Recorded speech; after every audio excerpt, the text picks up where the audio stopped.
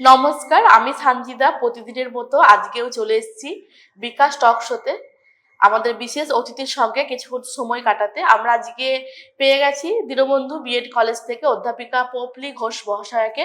আমরা ম্যাডামের সঙ্গে কিছুক্ষণ আলোচনায় থাকবো, আড্ডায় থাকবো। আপনারা প্রত্যেকেই জানেন যে আমরা পজিটিভ বার্তা প্ল্যাটফর্ম থেকে এই যে কেরিয়ার কাউন্সিলিং প্রোগ্রাম শুরু করেছি, এখানে আমরা মূলত ছাত্রছাত্রীদের দিশা দেওয়ার চেষ্টা করি, তাদেরকে একটা সঠিক দিশাতে যাতে পৌঁছাতে পারে, সেটাই হলো আমাদের উদ্দেশ্য। সেই উদ্দেশ্য নিয়ে আমাদের এই প্রোগ্রাম।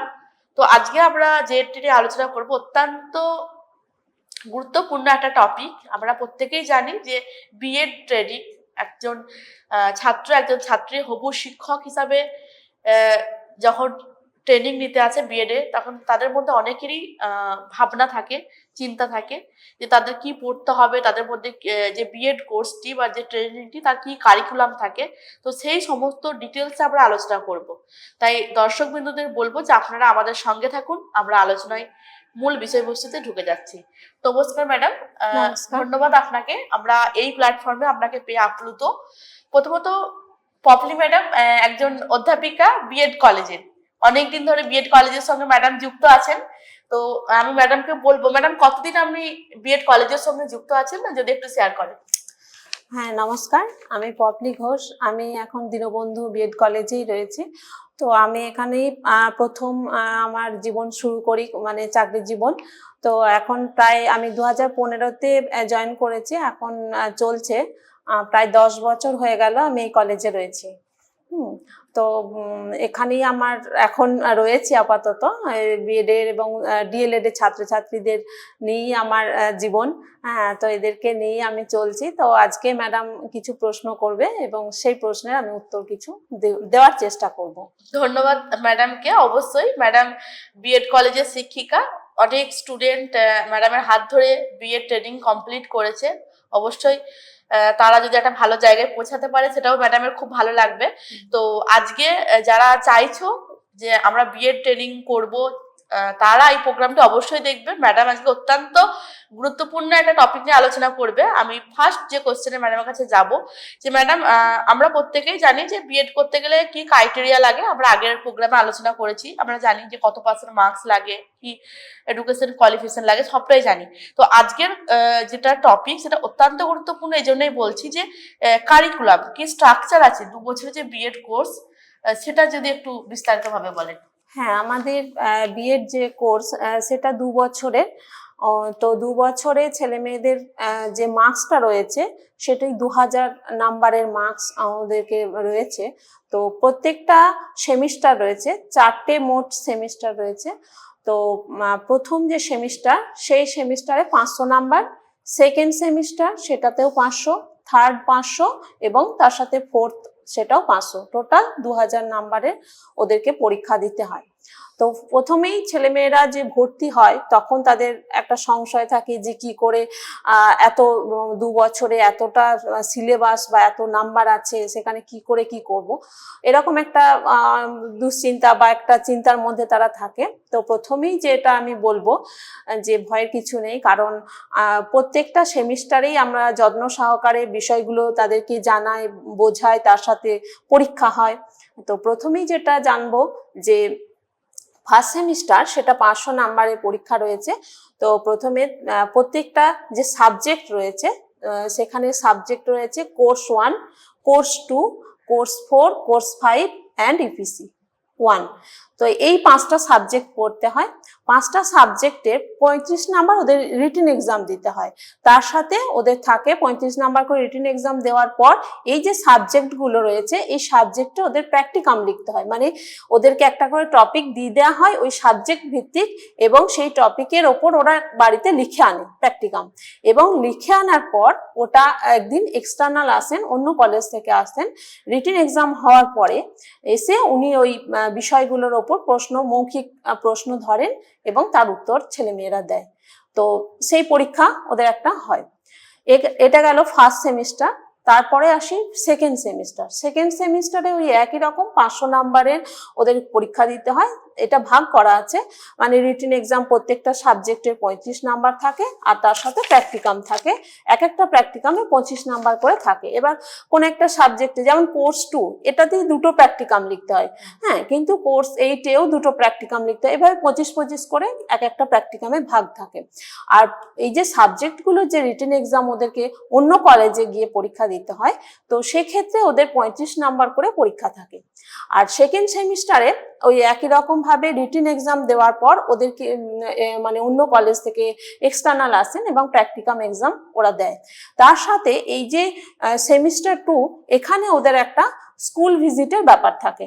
হ্যাঁ, স্কুল ভিজিটে ওরা ওই 1 মাস মতো স্কুল ভিজিট করে, দিয়ে সেখান থেকে বিভিন্ন তথ্য নিয়ে আসে, বা ওখানে কিছুদিন ওরা 1 মাস মতো টিচিং করে, দেখে, দিয়ে ওদের আবার রিটেন এক্সাম বিষয়ভিত্তিক হয়ে থাকে। এরপরে হয় প্র্যাকটিকাম পরীক্ষা, দিয়ে এইভাবে ওদের সেকেন্ড সেমিস্টারটা যায়। ঠিক আছে, এবার আসি থার্ড সেমিস্টার। থার্ড সেমিস্টারটা বলবো একটা মেন জায়গা, যেটা বিএড করতে এসে পড়াশোনা তো সকলেই আমরা বাড়িতে করতে পারি, মানে এই যে বিষয়গুলো রয়েছে বাড়িতে করতে পারি, কিন্তু মেন জায়গা হচ্ছে বিএড এর যে প্র্যাকটিস করা, টিচিংটা প্র্যাকটিস করা, মানে যেটার জন্য ওরা এই একটা প্রশিক্ষণ কেন্দ্রে এসছে, তো সেইটা একটা শেখার বিষয়। হ্যাঁ, সেখানে আমাদের থার্ড সেমিস্টারে এই ফার্স্ট সেমিস্টার এবং সেকেন্ড সেমিস্টারে যেটা বললাম একটা 1 মাসের স্কুল ভিজিট ওরা দেওয়া হয়, একটা ডেমো ওরা করে আসে। তারপরে থার্ড সেমিস্টারে ফাইনালি ওরা 3 মাস সেখানে টিচিং প্র্যাকটিস করে। ওদেরকে স্কুল বলে দেওয়া হয়, মানে ওদের বাড়ি, যার যেখানে বাড়ি সেই বাড়ির ঠিকানা ধরে একটা আমাদের লিস্ট করে নেওয়া হয়। আমাদের বিএড কলেজে 10টা মোট স্কুল আছে, তো সেই সমস্ত স্কুলে তাদের বাড়ির একটা মানে মিনিমাম দেখা হয় যে তাদের দূরত্বটা, সেই অনুযায়ী বিভিন্ন স্কুলে ওদেরকে ইন্টার্নশিপে পাঠানো হয় এই 3 মাস। তো এই 3 মাস তারা প্র্যাকটিস করে সেখানে, এটা ওদের কাছে খুব মজারও। হ্যাঁ, কারণ ওরা একটা নির্দিষ্ট বাধা ধরার মধ্যে তারা থাকে কলেজে, কিন্তু সেটা একটা অন্য জগৎ তারা পায়, অরিজিনাল শ্রেণীকক্ষ মানে ছাত্রছাত্রীরা পায়, এবং ওখানকার যে সমস্ত স্যার ম্যাডাম ওনারাও খুব ওদেরকে ভালোবাসে। তো ওইরকম একটা নতুন পরিবেশের সাথে কিন্তু ওরা খুব মানিয়ে নেয়, বা খুব মজার একটা জায়গা। সেই সময় ছেলেমেয়েরা যে ওখানে যে সমস্ত ছাত্রছাত্রীরা থাকে তারাও কিন্তু, ওরা যখন টিচিং করে চলে আসে ওদের একটা মন খারাপের ব্যাপার থাকে। তো আসি মেন জায়গায়, যে এই থার্ড সেমিস্টার একটা গুরুত্বপূর্ণ বিষয়। এখানে একটাই সাবজেক্ট থাকে রিটেন পরীক্ষা, যেটা ওরা ফার্স্ট সেমিস্টার এবং সেকেন্ড সেমিস্টারে দিয়ে এলো রিটেন এক্সাম। তো এখানে থার্ড সেমিস্টারে রিটেন এক্সাম একটাই দিতে হয়, যেটা হচ্ছে পেডাগজি অফ স্কুল সাবজেক্ট, যেটা মেথড পেপারের ওপর পরীক্ষাটা দিতে হয়। সেটাও থাকে 50 নাম্বার পরীক্ষা হয়, সেটা হচ্ছে রিটেনটা থাকে 35 নাম্বার আর প্র্যাকটিকামটা থাকে 25 নাম্বারে। আর তার সাথে থাকে 350 নাম্বার থাকে টিচিং এর ওপর, ফাইনাল টিচিং পরীক্ষা। ওই যে 3 মাস ওরা টিচিং করলো, হ্যাঁ, তারপরে ওই টিচিং এর ওপর একটা পরীক্ষা হয় ফাইনাল টিচিং, যেটা ওই একই রকম ভাবে অন্য কলেজের এক্সটার্নাল আসেন, এবং ওই এক্সটার্নাল এসে ওই স্কুল, যে সমস্ত স্কুলে ওরা প্র্যাকটিস করেছে সেই সমস্ত স্কুলে গিয়ে গিয়ে ওই এক্সটার্নাল উনি পরীক্ষা নিয়ে থাকেন, যে ওই যে পড়ানো এত 3 মাস যে পড়িয়েছে তার পড়ানো কেমন, 3 মাসে ওরা কতগুলো লার্নিং ডিজাইন করেছে। প্রত্যেক দিনের আমাদের একটা লার্নিং ডিজাইন বানিয়ে ওদেরকে স্কুলে পড়াতে হতো।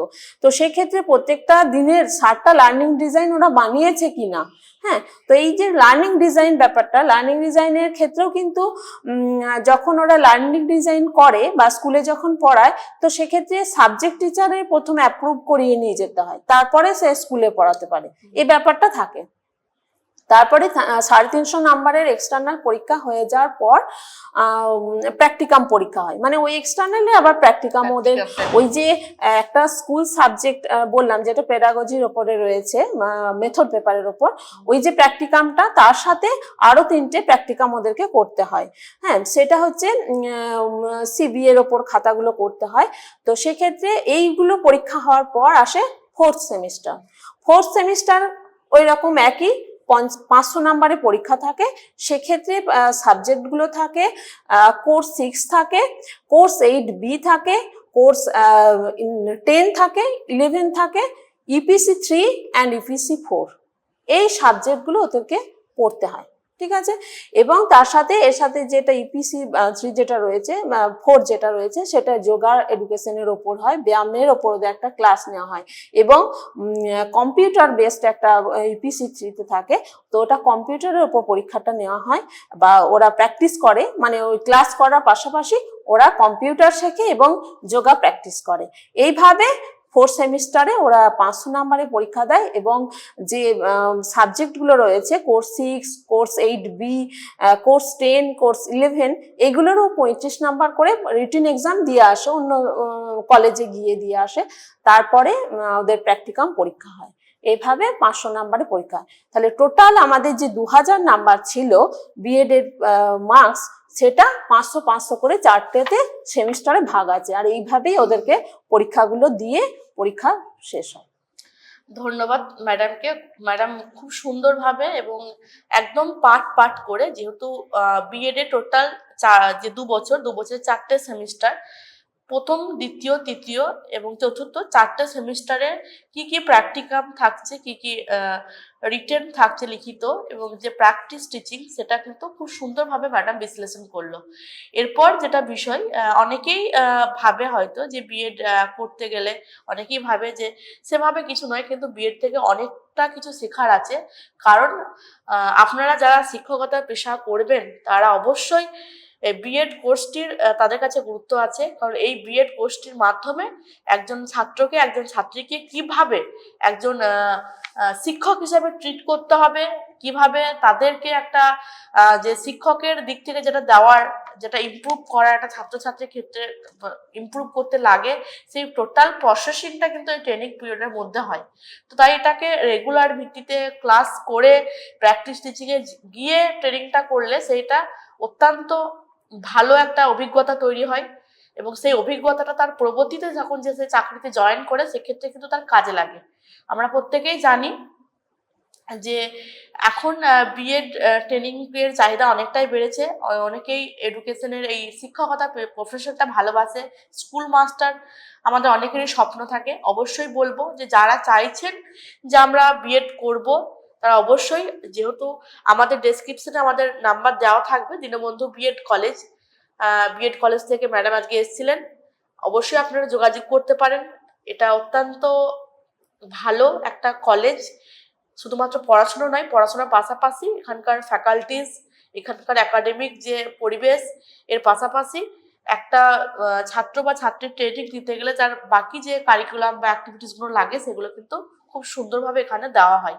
তো অবশ্যই এটা পূর্ব বর্ধমান ডিস্ট্রিক্টের গোবিন্দপুর বলে একটা জায়গায় কলেজটা, দীনবন্ধু বিএড কলেজ। আপনারা অবশ্যই, যারা চাইছেন, আপনাদের কোনো আত্মীয় পরিজন, আপনাদের সন্তানও হতে পারে, বন্ধু বান্ধব, যারা বিএড নিয়ে কোনো বা বিএড কলেজ নিয়ে কোনো ইনফরমেশন জানতে চাইলে আপনারা পজিটিভ বার্তার প্ল্যাটফর্মে এই নাম্বারটা দেওয়া থাকছে, ডিভিসি দীনবন্ধু বিএড কলেজের, এই নাম্বারে যোগাযোগ করবেন। সকলকে অসংখ্য ধন্যবাদ এবং ম্যাডামকেও ধন্যবাদ এত সুন্দর একটি পর্ব আলোচনা করার জন্য। নমস্কার। নমস্কার।